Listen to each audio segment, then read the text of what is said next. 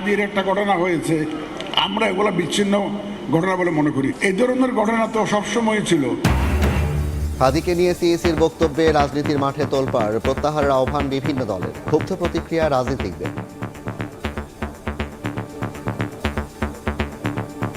হামলা কোনো বিচ্ছিন্ন ঘটনা নয়। যে ইলেকশন কমিশন এই কথা বলে, সেই ইলেকশন কমিশনার দায়িত্বে থাকার কোনো নৈতিক অধিকার থাকে না। প্রধান নির্বাচন কমিশনারকে বলতে চাই, ওই চেয়ারে থেকে এরকম দায়িত্বহীন কথা বলা যায় না। আপনার এই বক্তব্যের ব্যাখ্যা আপনাকে দিতে হবে। নির্বাচন বানচালের জন্যই গুলি করা হয়েছে হাদিকে, বললেন তারেক রহমান। একটি গোষ্ঠীর বিরুদ্ধে বিএনপি নিয়ে চক্রান্তের অভিযোগ মির্জা ফখরুলের। ষড়যন্ত্র কিন্তু এখনো থেমে নেই।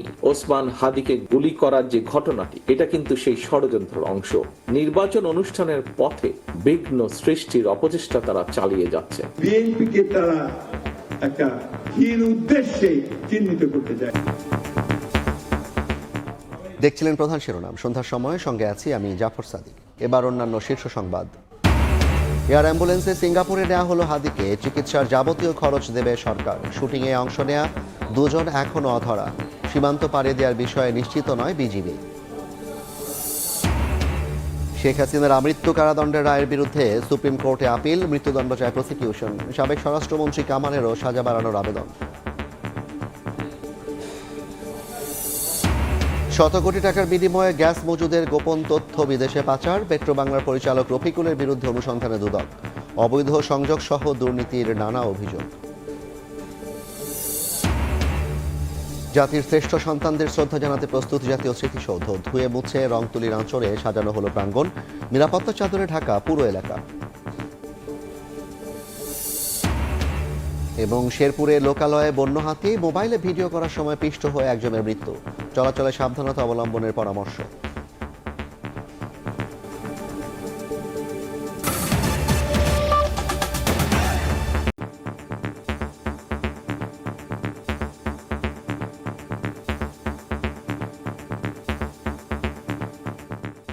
আসলে সম্ভাব্য প্রার্থী ওসমান হাদিকে গুলির ঘটনা বিচ্ছিন্ন। ভোটের সময় দু একটি খুন হতেই পারে বলে মন্তব্য করেছেন সিইসি। তার এই বক্তব্যের পর রাজনীতিতে শুরু হয়েছে তোলপাড়। ক্ষুব্ধ প্রতিক্রিয়া জানিয়েছেন রাজনীতিকরা, বলছেন সিইসি আর দায়িত্বে থাকতে পারবেন না।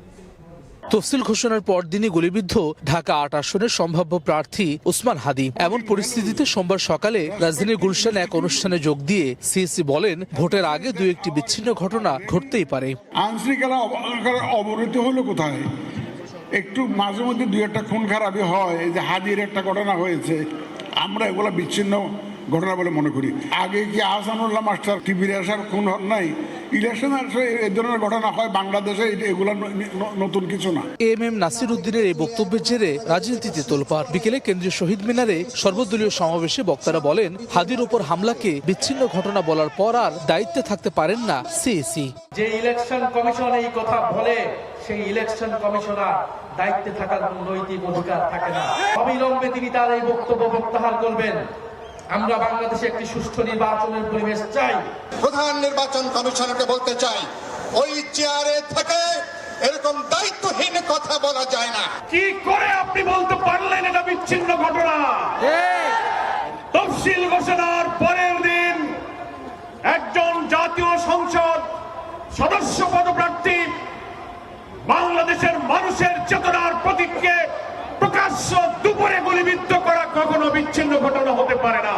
জাতীয় প্রেস ক্লাবে বিজয় দিবস উপলক্ষে আলোচনা সভায় যোগ দিয়ে সিইসির বক্তব্যের কঠোর সমালোচনা করেন জামায়াতের আমির। যাতে তার এই বক্তব্যকে মোটেই ভালোভাবে গ্রহণ করেন, আপনার এই বক্তব্যের ব্যাখ্যা আপনাকে দিতে হবে। যাতে মনে আপনি বক্তব্য যে দুঃখ সৃষ্টি করেছেন, এই দুঃখ দূর করার দায়িত্ব আপনার। বক্তারা বলেন, ২৪-এর অভ্যুত্থান শুধু ইতিহাসের অংশ নয়, এটি এখন দেশের অস্তিত্বের অংশ। হাসান ওয়ালি, সময় সংবাদ, ঢাকা। নির্বাচন নিয়ে ষড়যন্ত্র থেমে নেই, ওসমান হাদির ওপর আক্রমণ তারই প্রমাণ। বিজয় দিবসের আলোচনায় বিএনপির ভারপ্রাপ্ত চেয়ারম্যান তারেক রহমান আরও বলেন, নির্বাচনে জনগণের সঙ্গে মাঠে থাকবেন তিনি। এ সময় দলের সিনিয়র নেতারা অভিযোগ করেন, বিএনপিকে নিয়ে চক্রান্ত করছে একটি গোষ্ঠী। মুক্তিযুদ্ধ ও স্বাধীনতার ইতিহাস বিকৃতির সমালোচনা করেন তারা। মহান বিজয় দিবস উপলক্ষে রাজধানীর ইঞ্জিনিয়ার্স ইনস্টিটিউটে আলোচনা সভার আয়োজন করে বিএনপি। এতে যোগ দিয়ে দলের স্থায়ী কমিটির সদস্যরা বলেন, ধর্মীয় প্রলোভনের ফাঁদ সৃষ্টিকারীদের নির্বাচনের মাধ্যমে বিচার করবে জনগণ। গণতান্ত্রিক উত্তরণে বহুমাত্রিক ষড়যন্ত্র হচ্ছে বলেও দাবি তাদের। এই স্বাধীনতা কারো দয়ার দান নয়, এটা বাংলাদেশের মানুষের অর্জিত স্বাধীনতা। আগামীতে গণতান্ত্রিক উত্তরণকে খুব সহজতর যাতে না হয় সেজন্য বহুবিধ ষড়যন্ত্রের জাল বিছিয়েছে। খুব ভালো বুঝে দেশের মানুষ, তারা ঠিকই বিচার করবে। বিএনপি মহাসচিব বলেন, হাদির হত্যাকারী চিহ্নিত হলেও একটি গোষ্ঠী এর সঙ্গে বিএনপিকে জড়ানোর চক্রান্ত করে যাচ্ছে। আমাদের ছাত্র, আমাদের সন্তান হাদির উপরে আক্রমণ হয়েছে। আক্রমণকারীকে চিহ্নিত করা হয়েছে, হত্যার চেষ্টা যে করেছিল চিহ্নিত করা হয়েছে এবং দেখা গেছে যে সে হচ্ছে আওয়ামী লীগের একজন খুনি, আওয়ামী লীগের একজন সন্ত্রাস। আজকে কেন স্লোগান দিতে দেয় তারা যে বিএনপিকে জবাব দিতে হবে?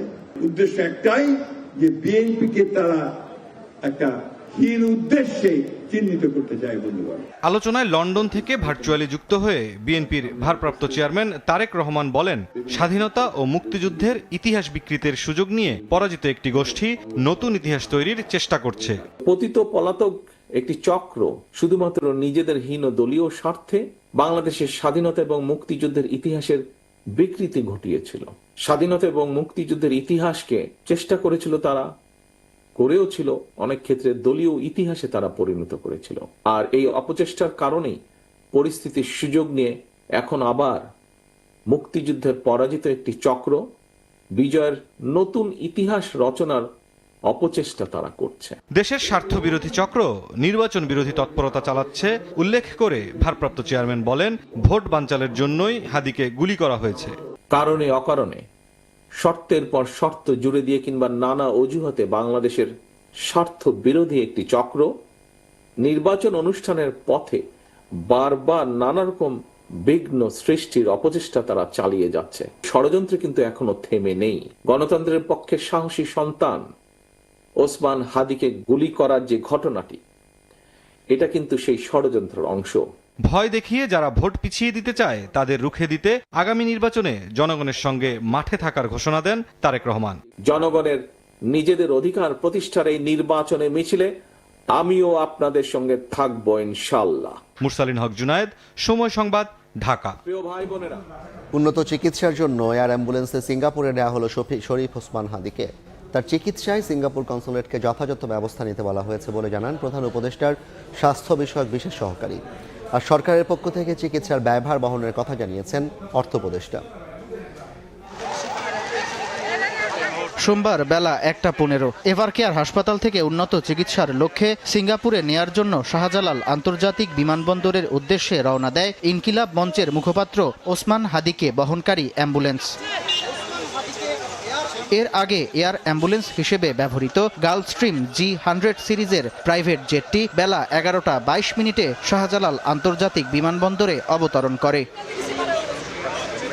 বিমানযাত্রার উপযুক্ত জেনেই ওসমান হাদিকে নেয়ার সরকারি সিদ্ধান্ত হয়েছে বলে জানান প্রধান উপদেষ্টার স্বাস্থ্য বিষয়ক বিশেষ সহকারী ডাক্তার সাইদুর রহমান।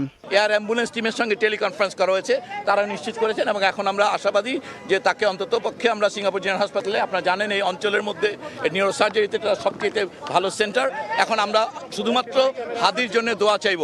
আমরা আশা করব যে সবাই আপনারা দোয়া করবেন, আল্লাহ যদি সাহায্য করেন অবশ্যই হাদি একটা মাত্রার সুস্থতা নিয়ে ফিরে আসতে পারবে।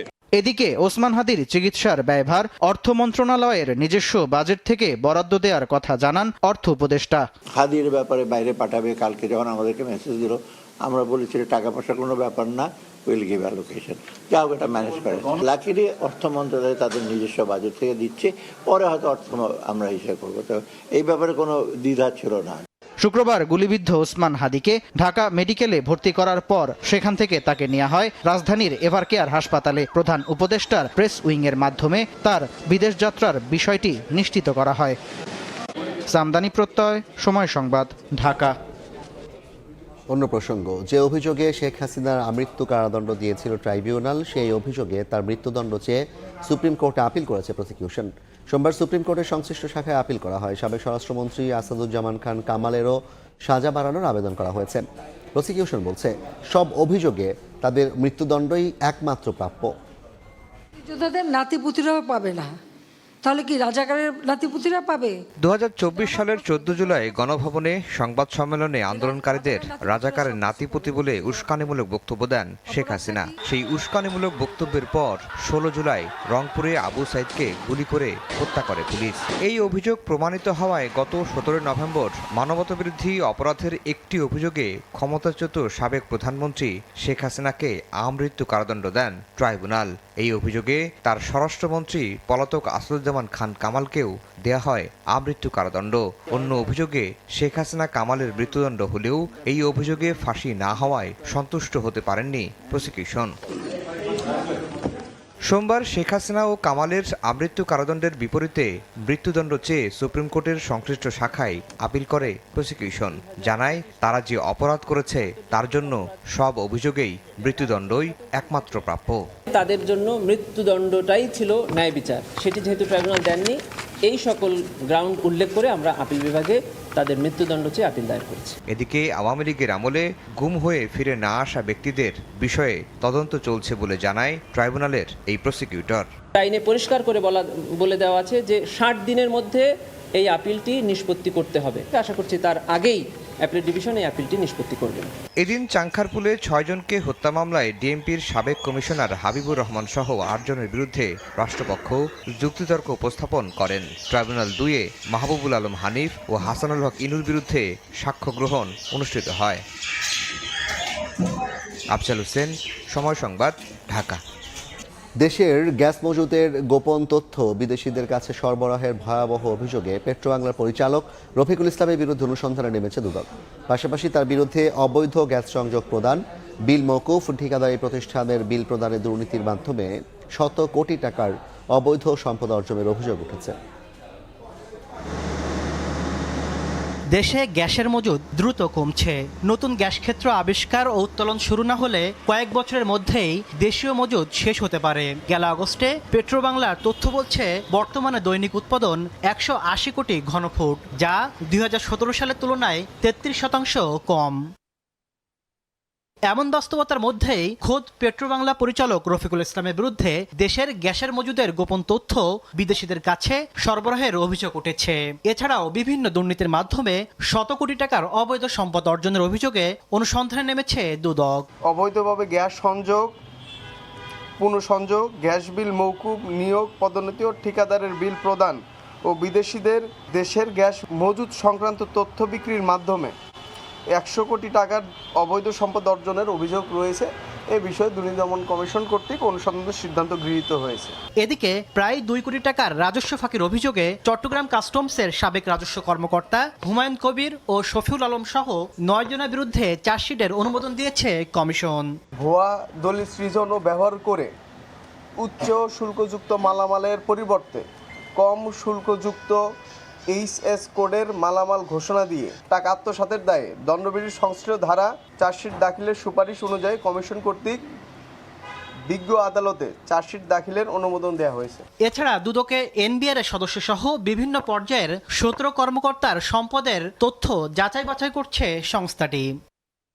তাসলিম তৌহিদ, সময় সংবাদ, ঢাকা। সন্ত্রাস বিরোধী আইনের মামলায় সাংবাদিক আনিস আলমগীরের 5 দিনের রিমান্ড মঞ্জুর করেছেন আদালত। সন্ধ্যায় ঢাকার সিএমএম আদালতে তাকে হাজির করা হলে এ আদেশ দেন বিচারক। রিমান্ড শুনানিতে রাষ্ট্রপক্ষের আইনজীবী বলেন, টেলিভিশন টক শো ও সামাজিক মাধ্যমে সাংবাদিক আনিসের সরকার বিরোধী মন্তব্য দেশের শৃঙ্খলা বিনষ্ট করতে পারে। আনিস আলমগীর আদালতে বলেন, সাংবাদিক হিসেবে সরকারের সমালোচনা করাই তার দায়িত্ব। অতীতেও করেছেন, ভবিষ্যতেও করবেন। সাংবাদিক আনিস আলমগীর অভিনেত্রী মেয়র আফরোজ শাওন সহ 4 জনের বিরুদ্ধে মামলাটি করে জুলাই রেভলিউশনারি অ্যালায়েন্সের কেন্দ্রীয় সংগঠক আরিয়ান আহমেদ। শেরপুরে মোবাইলে ভিডিও করার সময় বন্য হাতির পাড়ায় পিষ্ট হয়ে একজনের মৃত্যু হয়েছে। বিকেলে শ্রীবর্দীর বালিজুরি রেঞ্জের মালাকোচারের সোনাঝুরি এলাকায় ঘটনা ঘটে। রেঞ্জ কর্মকর্তা জানান, বনের ভেতর থেকে লোকালয়ে চলে আসে 25 থেকে 30টি বন্য হাতির একটি পাল। সেগুলোকে দেখতে ভিড় করেন স্থানীয়রা। এ সময় মোবাইলে ভিডিও করেন ওমর ফারুক। একটি হাতি তাকে ধাওয়া দিয়ে পিষ্ট করে পরে হাতির পালকে সরিয়ে দেয় স্থানীয়রা। গুরুতর অবস্থায় ফারুককে স্থানীয় উপজেলা স্বাস্থ্য কমপ্লেক্সে নিলে মৃত ঘোষণা করেন চিকিৎসক। সন্ধ্যার সময় আরও থাকছে। নয়াদিল্লির বায়ু দূষণ পরিস্থিতির আরও অবনতি, শতাধিক ফ্লাইট বাতিল, ব্যাহত রেল চলাচল, ঘন কুয়াশায় মুম্বাই এক্সপ্রেসওয়েতে ভয়াবহ দুর্ঘটনার শিকার, নিহত 4। মহান বিজয় দিবস উপলক্ষে প্রস্তুত সাভার জাতীয় স্মৃতিসৌধ। দিবসটি নির্বিঘ্ন উদযাপনের লক্ষ্যে নেওয়া হয়েছে 4 স্তরের নিরাপত্তা ব্যবস্থা। নিয়োজিত থাকবে সাদা পোশাক সহ প্রায় 4000 আইন শৃঙ্খলা বাহিনীর সদস্য। বিজয়ের প্রথম প্রহরে রাষ্ট্রপতি ও প্রধান উপদেষ্টার শ্রদ্ধা নিবেদনের পর সর্বস্তরের মানুষের জন্য খুলে দেওয়া হবে স্মৃতিসৌধ। আর মাত্র কয়েক ঘন্টা, রাত পোহালেই মহান বিজয় দিবসের আনুষ্ঠানিকতা। শ্রদ্ধায় ভালোবাসায় সিক্ত হবে জাতীয় স্মৃতিসৌধ। দিবস সামনে রেখে পুরোপুরি প্রস্তুত স্মৃতিসৌধ চত্বর। কয়েকদিন ধরেই সৌন্দর্য বর্ধনে স্মৃতিসৌধ প্রাঙ্গণ ধুয়ে মুছে পরিষ্কার করা হয়েছে। শহীদ বেদি, স্তম্ভ এবং হাঁটার পথ সাজানো হয়েছে রং তুলির আঁচড়ে। তবে বন্ধ রয়েছে জনসাধারণের প্রবেশ। অনেকেই এসে বাইরে থেকেই দেখছেন স্মৃতিসৌধ। আগামীকাল 16 ডিসেম্বর এটা সম্পর্কে একটু পরিবারের সাথে প্ল্যানিং করে এসেছি। আজকে একটা হাজিরা দিয়ে গেলাম, আগামীকাল এসে আবার মজা করতে পারবো। প্রতি বছর এই দিনটার জন্য অপেক্ষা করি, পতাকা বিক্রি করব।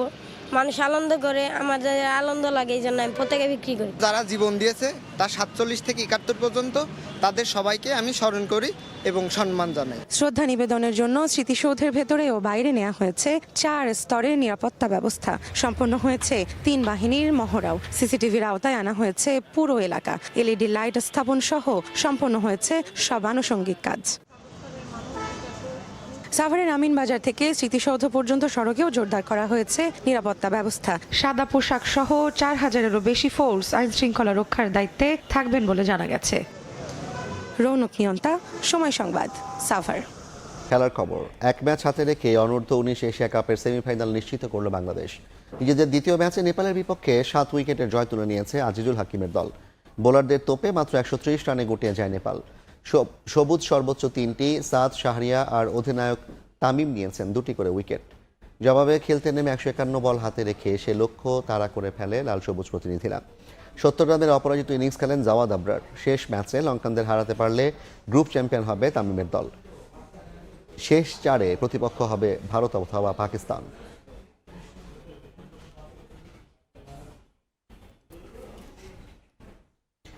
এই পর্যায়ের শীর্ষ সংবাদগুলো জানিয়ে দিচ্ছি আরেকবার। এই যে হাজির একটা ঘটনা হয়েছে, আমরা এগুলো বিচ্ছিন্ন ঘটনা বলে মনে করি। এই ধরনের ঘটনা তো সবসময় ছিল। হাদিকে নিয়ে প্রধান নির্বাচন কমিশনারের বক্তব্যে রাজনীতির মাঠে তোলপাড়, প্রত্যাহারের আহ্বান বিভিন্ন দলের, ক্ষুব্ধ প্রতিক্রিয়া রাজনীতিকদের। নির্বাচন বানচালে ষড়যন্ত্রের অংশ হিসেবেই গুলি করা হয়েছে হাদিকে, বললেন তারেক রহমান। একটি গোষ্ঠীর বিরুদ্ধে বিএনপি নিয়ে চক্রান্তের অভিযোগ মির্জা ফখরুলের। এবং এয়ার অ্যাম্বুলেন্সে সিঙ্গাপুরে নেওয়া হলো হাদিকে। চিকিৎসার যাবতীয় খরচ দেবে সরকার। শুটিংয়ে অংশ নেওয়া 2 জন এখনো অধরা। সীমান্ত পাড়ি দেওয়ার বিষয়ে নিশ্চিত নয় বিজিবি।